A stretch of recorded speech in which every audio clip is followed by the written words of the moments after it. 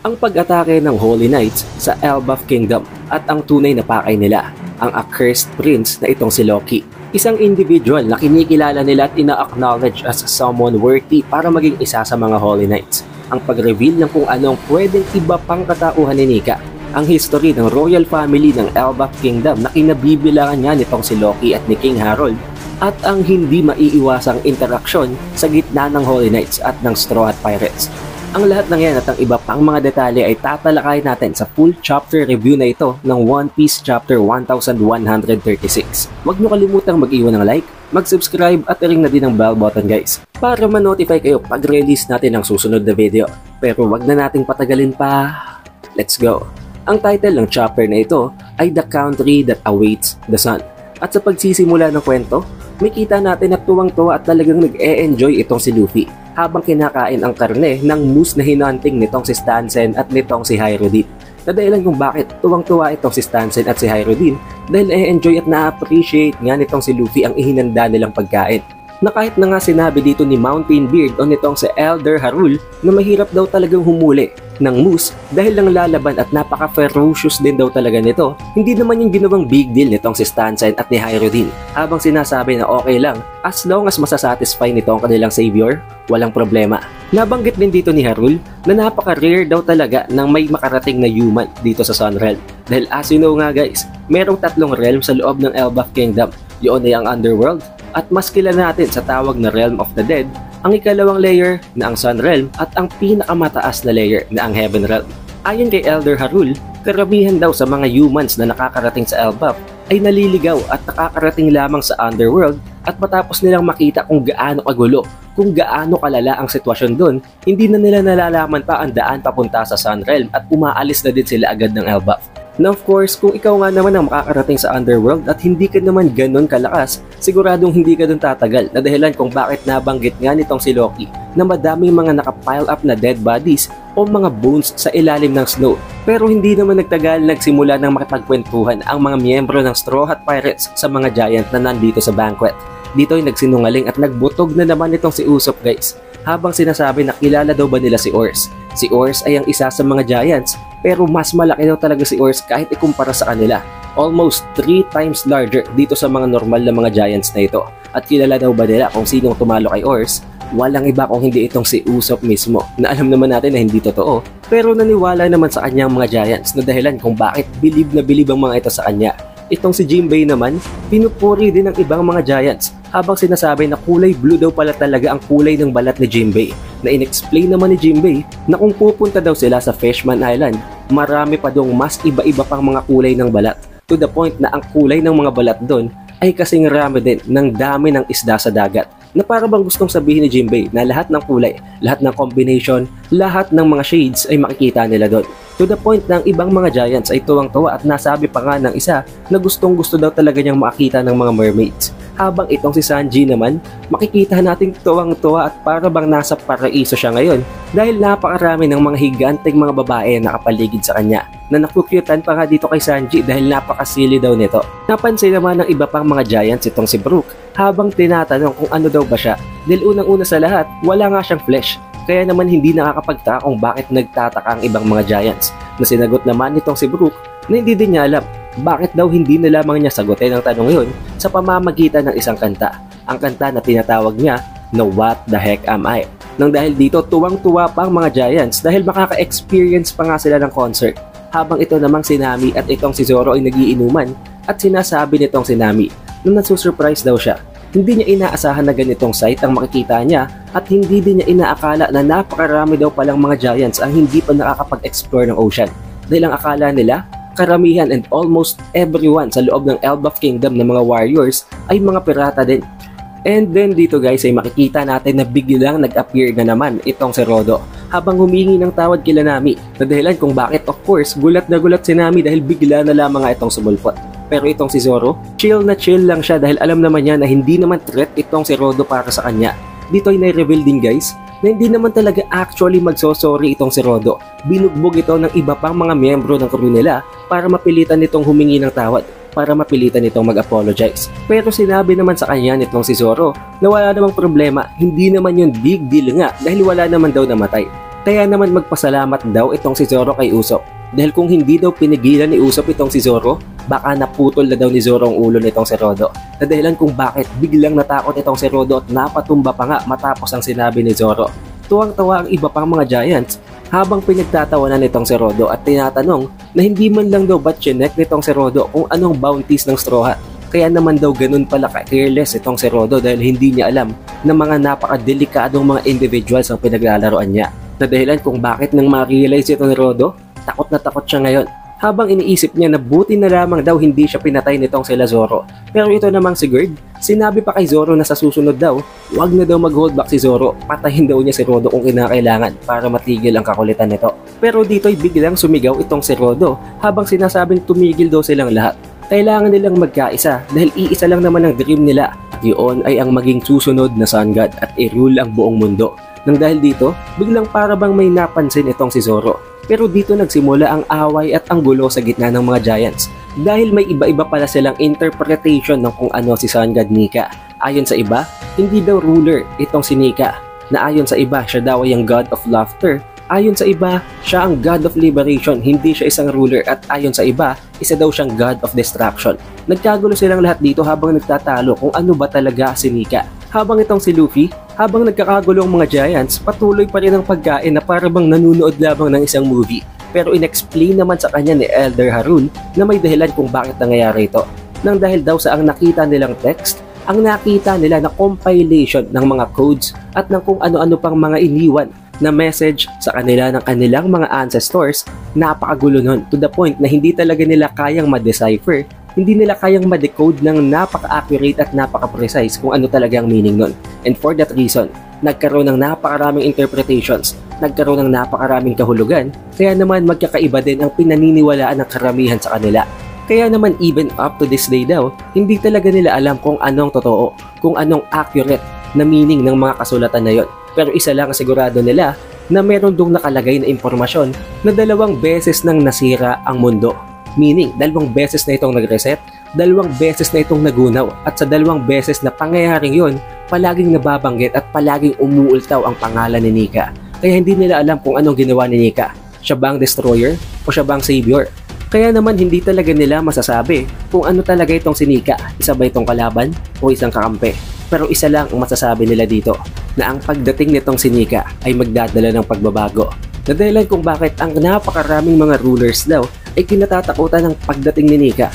Dahil unang-una sa lahat, kung sila ang namumuno, kung sila ang nasa itaas at ang pinaka-leader ng isang administrasyon, ibig sabihin magkakaroon ng tsansa na mapalitan sila dahil sa pagbabagong dadalhin ni Nika. At dito nga'y parang familiar na ang pangalan na Nika para kay Luffy dahil paulit-ulit nga itong nababanggit at lalong-lalo na nitong si Bonnie. Na nai-explain naman ni Harun na oo, talagang kilala at itong si Nika daw ang pinaka-pinagpepreyan, ang pinagdadasalan ng napakaraming mga individuals na desperado na wala ng ibang mahihingan ng tulong kung hindi ang miracles nitong si Nika. At ang natatanging impormasyon daw na alam nila tungkol sa characteristics, tungkol sa itsura and appearance nitong si Nika is that nababalot daw ito ng puting mga ulap, ng dumadagundong na tunog ng pagtawa at ng buong katawan na nababalot ng puting kulay mula sa buhok, sa damit, sa lahat ng parte ng katawan nito hanggang sa talampakan at sa kanyang paa. And since masiyahin niya itong si Luffy, ito daw yata ang dahilan kung bakit para bang inire-relate at sinasabi ng karamihan na nare-resemble daw niya si Nika. At dito nga guys ay napaisip nitong si Harul na pwedeng ang dahilan nga rin daw kung bakit pinatay nitong si Loki ang kanyang tatay ay dahil na rin sa impluensya ni Nika. Siguro ay may sinusundan din siyang interpretasyon niya ng kung anong goal ni Nika na dahilan kung bakit pinatay niya si King Harold. Na dahilan kung bakit umalmat na galit ang karamihan sa mga Giants habang sinasabi na kahit na anong mangyari, walang magja-justify sa ginawang krimen nitong si Loki. Na dahilan kung bakit nasabi naman nitong si Luffy na baka naman daw mabuting tao si Loki. Na dahilan kung bakit mas lalo pang umalmat na galit ang mga Giants habang sinasabi na imposible yun. Masamang tao si Loki. There is a reason daw kung bakit tinawag na The Accursed Prince itong si Loki. Meron na daw na ibigay na propesya noon pa lamang bago pa isilang itong si Loki na papatayin itong si King Harold ng kanyang sariling anak. At matapos daw ang propesiyang yun, hindi nagtagal, matapos ang pagsilang kay Loki ay namatay agad ang Horse of Fortune, ang royal steed ng royal family. In the very same year daw at sa taon din mismo na yun ay nangyari ang pagpatay ni Lin Lin sa kanilang legendary hero na si Jorul. At hindi lang yun, matapos ang napakaraming trahedyang yun, sumunod din dito ang pagpanaw at ang pagkamatay ng nanay ni Loki na ang asawa nga ni King Harold, ang reyna ng Kingdom of Elbaf. At matapos yun, sa unti-unting paglaki daw ni Loki, palagi itong naglalaro at nagtatambay sa underworld habang binubugbog at talagang tinetame, kinokontrol at ginagawang mga bodyguards ang lahat ng mga ferocious beast na naroon. Na ayon nga sa kanila, maging ang mga fully grown, ang iilan sa mga warriors na hindi naman ganun kalakasan ay takot na takot at hindi gugustuhin pumunta sa underworld dahil baka sila pang lapain ng mga halimaw doon. Pero itong si Loki, sa edad na 10 taon, ginawa niya yung playground. At hindi lamang yun, sa unti-unting pagtanda pa daw nitong si Loki, dinadala niya pang iilan sa mga halimaw na yon mismo dito sa Sunrealm para maghasik ng gulo. Sinusunog niya ang ilang mga bahay at hindi siya napipigilan ng kahit na sino dahil parte nga siya ng royal family. At matapos yon, hindi talaga nakukontento itong si Loki hanggang dumating sa pagkakataon na pinatay niya ang kanyang sariling tatay. Pinatay niya ang pinakamagaling, ang pinaka-perfect na monarch, ang pinakamamahal nilang hari na ang pinaka-nagustuhan nila sa lahat dahil ang hari nga na ito ang nag-brought ng kanilang bagong generation sa isang napakalaking change na ibinaring up ang pagkakaroon ng idea na magkaroon ng trade at magkaroon ng proper na exchange ng mga produkto sa ibang mga nations, unlike ng ibang mga previous king na ang alam lang ay ang maggasik ng lagim, ang mag-conduct ng gera sa kahit na saan, kahit kailan pa nila gustuhin. At dito nga din guys na explain na ang dahilan kung bakit may nakapasak, kung bakit may nakatusok na isang sword sa ulo nitong si Harul ay dahil nga sa pagpigil niya kay Loki. Pinigilan niya si Loki kaya tinusok siya nito ng isang sword sa ulo niya. Na dahilan din kung bakit nasabi naman nitong si Harul na buti na lamang daw ay suot niya ang helmet niya. Kung hindi, baka namatay pa siya. Na sinagot naman nitong si Luffy na actually, hindi daw nakatulong ang helmet nitong si Harul dahil kung titingnan natin, tumagos din yun dito. Pero buti na lamang daw, 6 years ago ay nakasalubong nitong sila Shanks, itong sila Loki, habang naglalayag sa dagat na dahilan kung bakit napilitan itong si Shanks na hulihin itong si Loki at ibalik dito sa Elbaf Kingdom. Na dahilan kung bakit galit na galit nga si Loki kay Shanks guys. Kaya naman tuwang-tuwa dito itong si Luffy habang nakikinig at nalalaman na may kinalaman at tumulong talaga itong si Shanks sa pag-subjugate kay Loki. Pero ayon din dito sa mga higante, kamakailan lang o hindi pa nagtatagal ay nandito daw si Shanks pero hindi nila alam kung saan yun pumunta. Pero kung papansinin din natin, itong si Zoro ay para bang may napapansin na kakaiba. At dito na nga na-reveal na alam pala nitong si Zoro na kinausap nitong si Luffy si Loki. Alam niya kung anong pinagagawa ng kanyang captain na dahilan kung bakit ini-explain nitong si Zoro kay Luffy na wag daw siyang magpalinlang. Sinabi na nitong si Zoro na nanggaling na mismo sa bibig ng mga giants na isang Kingslayer nga itong si Loki.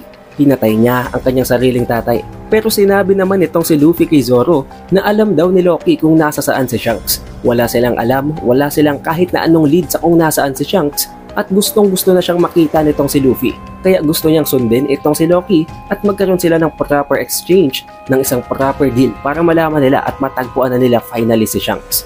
Pero sinabi naman itong si Zoro na kung alam na alam daw nitong si Loki na talagang ang pakay niya ay ang hanapin si Shanks, pwedeng niloloko lang siya nito. Baka nililin lang siya ni Loki gamit ang kanyang sariling interes. Na sinagot naman itong si Luffy na hindi daw yun masasabi nitong si Zoro dahil hindi pa naman daw niya namimit personally itong si Loki. Kaya nakapag-isip-isip din dito itong si Zoro habang iniisip na base sa lahat ng sinabi na impormasyon nitong si Luffy sa mga impormasyon na sinabi ng mga giants, inisip nitong si Zoro kung anong klaseng individual ba, kung anong klaseng tao or higante itong si Loki. Pero inassure naman siya dito ni Luffy guys habang sinasabi na kahit na ganun, kung nagsisinungaling naman daw si Loki, di bubugbugin na lang niya ng malala. Kaya naman hindi nagtagal, nahuli nitong si Nami, si Zoro at itong si Luffy na umaalis gamit ang isang flying ship sa loob ng Elbaf para pumunta sa castle para puntahan itong si Loki. Ngayon alam kong madami sa inyo guys ang magtataka, bakit nadaan pa sa castle? Dahil sinabi nga ni Loki sa previous chapters na kailangan ang susi na matatagpuan sa village para mapakawalan si Loki. Dahil as of now nga guys, nakakulong si Loki at hindi niya magamit ang kanyang strength nang dahil sa Sea Prism Stones, ang kadena na nagtatali sa kanya sa Treasure Tree Adam. But of course, kakailanganin nila ang tulong ng isang higante para mapatakbo at para i-row ang kanilang boats. Dahil kitang-kita naman natin guys, sobrang laki ng mga bangka na ito, hindi nila kakayanin nito kung sila lang. Kaya naman nandito si Rodo. Nandito ngayon si Rodo guys dahil nauto siya nitong si Nami. Dahil kung merong Sanji sa Straw Hat, Ito namang si Rodo ang Sanji na higante. Napakadali siyang nauto nitong si Nami habang sinasabi na siya na daw ay isa sa mga slaves nitong si Nami. Dahil ang pinakaunang slave daw ni Nami ay itong si Zeus, ang pangalawang slave ay si Sanji at ang pangatlong slave ay ito ng si Rodo. Habang papunta sila sa castle, ay pinag-iinteresan pa nitong si Nami ang mga treasure na matatagpuan dito. Habang tinatanong na malalaman daw ba at mamasamain daw ba ng mga giants kung mauubos at lilimasin nila ang lahat ng treasure dito. Na sinagot naman ni Rodo na hindi niya yun malalaman dahil unang-una sa lahat, malabo daw ang mata niya ngayon. Na para bang gusto niya lang sabihin na hindi niya isusumbong itong si Nami. Na dahilan kung bakit mas lalo pang nag-interest itong si Nami. Pero sa Witching of Scenes guys, makakarating tayo ngayon sa Underworld, sa Realm of the Dead. Habang may kita natin na may kausap itong si Loki at talagang tumatawa siya ng napakalakas. Habang sinasabi na hindi daw niya tinatanggap ang offer, ayaw daw niyang maging isa sa mga Holy Knights. Kaya naman dito ay madedepict agad natin, mape-perceive agad natin guys, na kaya nandito ang dalawang miyembro ng Holy Knights na ito ay para i-recruit itong si Loki. Pero sinasabi ni Loki na ayaw niya, hindi siya papayag. At unang-una sa lahat, kapag naging miyembro daw siya ng Holy Knights, magiging miyembro din siya ng Celestial Dragons na ang isa sa pinaka-pinandidirian niya, ang isa sa pinaka-kinamumuhian niya ng mga klase ng tao. Pero dito guys, ang itinatanong naman ng isang individual na kamukha ni Shanks, na hinihinala nga natin na ang twin brother ni Shanks ang kasama niyang babae kung may nakuha na daw ba silang intel. Na sinagot ng babae na wala. Walang kahit na ano. Wala silang nakuha na kahit na anong impormasyon mula sa kanilang para bang mga spies or mga informants sa loob ng Elbaf. Magmula daw ng para bang i-take or dakotin ang kanilang target ng isang higanteng crow, ng isang higanteng uwak. Hindi na nila nalaman kung saan pa yun pumunta. Now it seems kahit hindi nila binabanggit dito ang mga pangalan, alam natin kung sino tinutukoy nila dito. Walang iba kung hindi ang Straw Hats or itong si Luffy mismo. Dahil unang-una sa lahat, kung hindi naman si Luffy, bakit hindi nila tinarget ang ship ng mga higante? Pero ngayon ay makikita na natin guys ang buong muka ng babae na may hindi pa natin alam na ability na ginamit niya para pahirapan ang isa sa mga giants. Pero dito ay makikita na natin ang kanyang buong muka, ang kanyang buong pagkatao, ang kanyang buong katawan at ang kanyang pangalan. At ito nga pala ay si Gunko, ang isa sa mga miyembro ng Holy Knights. Makikita natin dito guys na ang ability nitong si Gunko ay may kinalaman sa bandages na nakabalot sa kanyang katawan. Dahil ang kanyang kaliwang kamay nga, or sabihin na natin na ang damit na nasa kanyang kaliwang kamay ay nagtutwirl or nagsaspiral at meron pang ang isang napakalaking arrow sa dulo nito. Now guys, I want to tell you na iba ang depiction, iba ang original na pagkaka-design nitong si Oda sa mga art na ito na nanggaling sa artist from Twitter. Dahil ang original na ginawa niyang design dito kay Gunko ay nakalabas ang panties na dahilan kung bakit nagkaroon ng mixed emotions ang napakaraming mga One Piece fans, hindi lamang mga Pinoy. Pero nang dahil na nga sa nagiinit at nagagalit na itong si Gunko dahil nga daw sa napakabastos, napakawalang respeto magsalita nitong si Loki, pinagsabihan naman siya ng kanyang kasama na kamukha ni Shanks. Pero dito, bigla na lamang gumalaw ang isang giant na wolf sa likod nila na inutusan nitong si Loki kainin at lapain daw ng wolf na ito ang mga bagong intruders na to na ang dalawang miyembro nga ito ng Holy Knights. However, pinagbantaan ni Gunko ang higanteng wolf na ito habang sinasabi na wag daw siyang kikilos kung gusto niya pang mabuhay. Pero gumalaw pa rin ang wolf kaya napilitan si Gunko na gumawa ng isang atake. Pinagalaw niya ang bandage-looking na arrow na nakabalot sa kanyang kamay at pinutol niya ito nang meron na itong sapat na haba para tiikin at balutin ng bandage ang leeg ng wolf. Dito ay nagsimulang matakot at isipin nitong si Loki na hindi pala kakayanin ng wolf na ito na i-take out ang dalawang intruders na to. Agad na ginamit nitong si Gunko ang arrow para hatakin at hilahin pataas ang kanyang wolf. Dito ay na-realize nitong si Loki na kapag nagtagal, hindi na makakahinga ang wolf niya na ito at mamamatay ito within just seconds. Dito ay pinagbantaan ng kasama ng babae na ito na kamukha nga ni Shanks, magbabago daw ba ang isip nitong si Loki kung hindi nila papatayin ang wolf na to. Na sinagot naman itong si Loki na ganun pala. Ganun pala sila mag-operate, gumagamit sila ng hostages. Na dahilan kung bakit ang naging sagot at response ni Loki na kung ganun, kakailanganin niyang i-accept, kakailanganin niyang tanggapin kung anong kahihinatnan ng kanyang kaibigan na wolf. Hindi siya papayag na baguhin ang kanyang desisyon, na baguhin ang magiging outcome ng kanyang mga planong gawin nang dahil lamang sa na-hostage ang kanyang kaibigan. Na dahilan kung bakit hindi nagtagal, mukhang hindi na nga nakakahinga ang wolf na to. Sinabi din itong si Loki na okay lang daw manlumo, okay lang na magalit. Pero ang isang tunay na warrior ay hindi magsisisigaw at hindi mag-iingay nang dahil lamang sa galit na yon. Kakainin niya ang kanyang inis, ang kanyang pagkapikon at ang kanyang nag-uumapaw na galit sa dalawang ito at gagamitin yun as fuel or energy sa gagawin niyang pagsira at pagdurog ng mundo. At dito guys ay makikita natin na hindi ganun kalambot ang will nitong si Loki. Talagang tunay na matigas, makunat ang kanyang will. Hindi siya basta-basta mabebend at mapapasuko ng dahil lamang sa paggamit ng isang hostage. However, this is where the chapter ends, kaya kailangan na nating antayin ng susunod na chapter para sa susunod na mga pangyayari. But luckily guys, good news, walang chapter break, kaya patuloy ang kwento nito next week. Siguraduhin mo nang naka-like, nakasubscribe at na-ring mo ng bell button para ma-notify ka pag release natin ang susunod na video na yun. Shoutouts nga pala sa napaka-solid na mga supporters na ito from the previous video. Maraming salamat guys. I hope you guys visit Anime Updates PH again and I will see you guys on the next one.